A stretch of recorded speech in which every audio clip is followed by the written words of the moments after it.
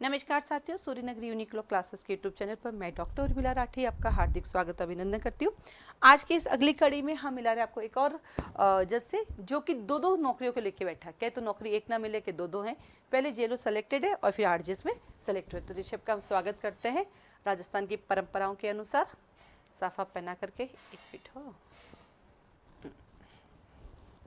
चलिए, तो आज ही हम ऋषभ से बात करते हैं। ऋषभ बेसिकली रहने वाले जोधपुर के हैं और ऋषभ से सुनते हैं इनकी कहानी। स्टार्ट करेंगे। रुकिए हाँ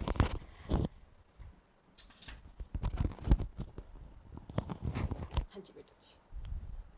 पहले तो आप सभी को नमस्कार। मेरी जर्नी 2019 से शुरू हुई। 2019 का मैं पास आउट हूँ। तो जैसा कि सबका सपना रहता है कि गवर्नमेंट सर्विसेज में जाना है, तो मैं जोधपुर का ही रहने वाला हूँ। तो मैंने शुरू में मैम से ही कांटेक्ट किया। फाउंडेशन मेरी जो नींव है, मेरी जो पढ़ाई की है, वो मैम ने ही मेरी रखी है आज तक। तो ये था कि सर्विसेज, गवर्नमेंट सर्विसेज में मुझे जाना है, तो मैंने कंटिन्यूसली इसकी तैयारी करना स्टार्ट करी। बीच में कोरोना आ गया, तो उस वजह से कोई एग्ज़ामिनेशन हुए नहीं। 2019 में मैंने दिया था, लेकिन 2019 में इतनी तैयारी रही नहीं और कोचिंग भी साथ ही चल रही थी मैम के साथ, तो उस वजह से नहीं हो पाया। फिर मैंने मैम से जुड़ा, मैम से पढ़ाई करी। 1 साल इनका पूरा फाउंडेशन का कोर्स लिया मैंने। फिर 2019 के बाद, कोरोना के बाद जो भर्ती आई, उसमें मैं इंटरव्यू तक क्वालिफाई किया मैंने। इंटरव्यू में काफ़ी ऐसा था कि इतना सारा कंपटीशन रहा, तो उस टाइम सफलता हाथ तो लगी नहीं, लेकिन फिर भी मैंने निराशा नहीं ठानी कि मुझे तो करना ही है, क्योंकि माता पिता का एक सपना भी रहता है, खुद का भी रहता है कि गवर्नमेंट सर्विसेज में तो जाना ही है। और तो फिर उसके बाद से मैंने 2021 से जो मैंने तैयारी मेरी स्टार्ट करी, वो काफ़ी उतार चढ़ाव बढ़ी रही। बीच में माता पिता की तबीयत भी ख़राब हुई मेरी। फिर घर वाले थे, वो भी मतलब मम्मी मेरी आउट ऑफ डिस्ट्रिक्ट सर्विस करती है, मेरी मदर। तो उस वजह से काफ़ी परेशानी दिक्कत रही, लेकिन मैंने कभी भी ये नहीं सोचा कि परेशानियों को हमेशा हावी नहीं होने दिया। मैंने सोचा कि कोई चीज़ करनी है तो करनी है, आज नहीं तो कल वो निकल नहीं वाली है। सो मैंने फिर उसके दौरान मैंने काफ़ी तैयारी करी, और फिर ये जो रिसेंट वैकेंसी थी उसके लिए वो आई, तो वो काफ़ी अच्छी वैकेंसी थी। तो मैंने सोचा कि ये तो काफ़ी अच्छा मौका है, तो इसमें तो कुछ करना ही है। इस बीच में जेएलओ की भी वैकेंसी आई। जेएलओ की वैकेंसी में तो का ये कि आरजेएस की तैयारी कर ही रहे थे, तो जेएलओ की भी दे दी। जेएलओ में भी सिलेक्शन हुआ। फिर ये था कि नहीं, आरजेएस तो आरजेएस ही है, तो वो उस वजह से फिर आरजेएस एग्ज़ाम दिया, जो भगवान की कृपा से आरजेएस का भी सिलेक्शन हो गया। अच्छा, आपका जेलो सिलेक्शन कब हुआ? इस रिसेंट वैकेंसी में रिसेंट जो, वैकेंसी। हाँ। तो अब जब जेलो सिलेक्शन हो गया, उसके बाद आपने ज्वाइनिंग तो मिल गई। हाँ। ज्वाइनिंग तो लेनी पड़ी आपको। तो ज्वाइनिंग के बाद इसकी प्रिपरेशन आपने कैसे की? ज्वाइनिंग के बाद ये प्रिपरेशन रही कि छुट्टियां मिलना काफ़ी मुश्किल होता है एक बार, क्योंकि छुट्टी लेते हैं तो सर्विसेज में ज्वाइन कर ली, तो छुट्टियों लेने के बाद सरकार का काफ़ी नुकसान होता है कि अगर आप सर्विसेज में हो तो छुट्टियां नहीं ले सकते। तो ये था कि सुबह में मेरी नौकरी 10 बजे मुझे जाना होता था, तो मैं सुबह 4 बजे उठ के ये सब इसकी प्रिपरेशन करता था। काफ़ी बार सर भी दर्द होता था, तो सर दर्द में ये करता था कि मतलब सर पे कोई दुपट्टा बांध लिया, वो कुर्सी टेबल पे बैठ के वो पढ़ लिया। काफ़ी दिक्कत हुई। ये होता था कि शुरू शुरू में तो ऐसा काफ़ी वो परेशानी होती थी कि इतना सुबह कैसे उठा जाए, ये क्या सबसे करा बड़ा जाए, चैलेंज क्योंकि लड़कों के लिए यही होता है। लड़कियां तो ये, फिर भी उठ लेती है। हाँ, ये मैम, ये काफ़ी चैलेंज फिर भरा सुबह रहा। 4 बजे कैसे उठते थे? अलार्म भर के, मम्मी को बोल सुबह के क्या नहीं करते नहीं, थे? अलार्म मैं दूसरे कमरे में मोबाइल रखता था मेरा। ऊपर मेरा रूम था तो काफ़ी खाली रहता था, तो मैंने वहाँ वहाँ अलग से मैंने मोबाइल रख दिया, वो काफ़ी गूंजता था।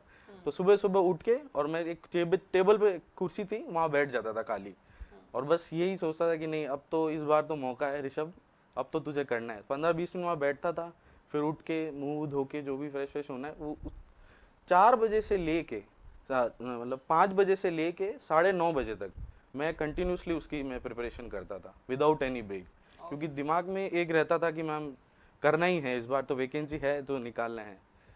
और फिर आप उसको ऑफिस चले जाते? हाँ, फिर मैं ऑफिस जाता था। वापस? हाँ, ऑफिस जाता था। ये होता था कि ऑफिस में बीच में जैसे ब्रेक मिलता था मुझे, हमें 1 बजे से लेके 2 बजे तक का, 2:30 बजे तक का ब्रेक होता था। तो पास में एक लाइब्रेरी है, तो वहाँ मैं मेरी बेरेक लेके वहाँ चला जाता था मतलब वो चुपचाप। 1.5 घंटा भी बचाया हाँ, आपने सुबह पढ़ना मैं, है? हाँ, सुबह मदर मेरे को टिफ़िन दे देती थी। मैंने कहा आप मदर, कैसा भी बन रहा हूँ, क्योंकि मेरी मदर भी जॉब में है, तो उनसे भी मैंने कहा आप मम्मी, आपको जैसा हो वैसा बना दीजिए, लेकिन आप टिफ़िन दे दीजिए, मैं लंच में नहीं आ पाऊँगा। लंच में फिर वो 1.5-2 घंटे होते थे, उसमें मैं जो सुबह पढ़ा है उसको मैं सरसरी निगाहों से निकालता रहता तो था। रिवीजन कर और हाँ। फिर इवनिंग में घर आके फिर इवनिंग में मैं घर आता था, इवनिंग में घर आया, फिर थोड़ी देर बैठा, थोड़े मदर फादर के पास बैठा, क्योंकि उनके पास भी बैठना ज़रूरी है, वो थोड़ा इंस्पिरेशन का काम करते हैं घर वाले। तो वो 7 से बजे से लेके फिर 11 बजे तक मेरी कंटिन्यूसली उसमें मैं लैंग्वेज प्रैक्टिस करता था। सुबह लॉ, शाम को लैंग्वेज। लैंग्वेज में कंटिन्यूसली ये था कि भाई मैं न्यूज़पेपर ले लेता था, न्यूज़पेपर लेके उसमें मतलब कोई इंपॉर्टेंट वर्ड्स होते थे, कोई इंपॉर्टेंट कोटेशंस होते थे, उनको मैंने लर्न करना चालू किया जस्ट एग्जाम से पहले। ओके। अच्छा आप बताइए कि जो जिन बच्चों का सिलेक्शन नहीं हुआ तो वो कैसे पढ़े, क्योंकि वो सबसे बड़ा कंफ्यूज ये होते हैं कि कई बार तो ऐसा 2-2 महीने निकल जाते हैं, वो सीआरपीसी में बैठे रह जाते हैं, जो अब इनकी बीएनएसएस होने वाली है। तो आप इनको सजेस्ट करें कि वो अपना कोर्स कितने महीने में खत्म कर सकता है, और जैसे आप तो नौकरी थी, लेकिन विदाउट नौकरी अगर जैसे एज आप स्टूडेंट आपको लगता है अब आने वाले बच्चों को उनको 1 महीने 1.5 महीने कितने महीने एक बार कोर्स खत्म कर देना चाहिए, आप इनको बताइए। ये है कि अगर आप शुरू से फ्रेशर से आप चालू हो रहे हैं, तो फ्रेशर्स में तो आपको एक मतलब कोचिंग तो आपको ये है कि भाई एक सहारा, आपको एक सपोर्ट सिस्टम ज़रूर चाहिए। लेकिन जिन्होंने पहले से प्रिपरेशन कर रखी है उनको मतलब ये है कि ऐसा नहीं है कि सीआरपीसी आप 2 महीने तक लेके बैठे हैं, नहीं, उसको आपको ऐसा करना है कि उसको डेली पढ़ना है, लेकिन उसको ऐसे हमेशा ऐसे नहीं है कि कोई चीज़ आपको पक्की याद ही हो जाएगी। ये है कि उसको आपको रोज़ डेली पढ़ते रहना, उसको एक माइंड में बिठाना है, एक पिक्चर क्रिएट करनी है आपको कि भाई ये चीज़ इस सेक्शन ये दे रखा है, इसमें ये आएगा, इसमें ये आएगा। लेकिन किसी चीज़ को आपको लंबा लेके नहीं बैठे रहना है। एक मंथ में आप एक टारगेट बनाइए, वीकली टारगेट बनाइए, डेली टारगेट बनाइए, लेकिन टारगेट इतना बड़ा भी नहीं होना चाहिए कि आप अचीव नहीं कर पाएँ तो आपको काफ़ी बुरा लगे कि नहीं आज ये मेरा टारगेट अचीव नहीं हुआ है। लेकिन एक ऐसा टारगेट बनाए जो वायबल हो, आपकी पढ़ाई के हिसाब से हो। ये है कि और आप एक चीज़ हमेशा जीवन में ध्यान रखें कि कंसिस्टेंसी एक बहुत बड़ी की है। किसी भी लाइफ में आपको सफल होना है तो आपको कंसिस्टेंट तो रहना ही पड़ेगा।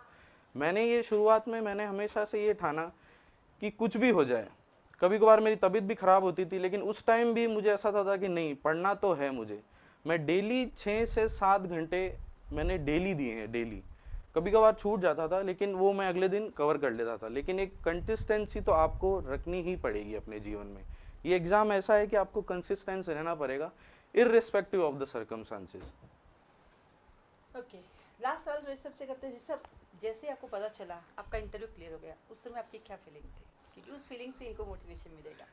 वो फीलिंग ऐसी होती है कि मतलब आपने जीवन में अब ये जो इतनी लड़ाई की है आपने, वो सब आपकी एक दिन सफल हो जाएगी। आप पीछे के जितने भी आपने लोगों ने आपको ताने भी मारे होंगे, लोगों ने आपको कहा होगा कि एग्ज़ाम नहीं होगा, लेकिन एक चीज़ है कि आप जिस दिन बन जाओगे ना, उस दिन वो सभी लोग जिन्होंने आपको ताने मारे हैं वही सभी लोग आपको आके बधाई देंगे, कॉन्ग्रेचुलेट करेंगे।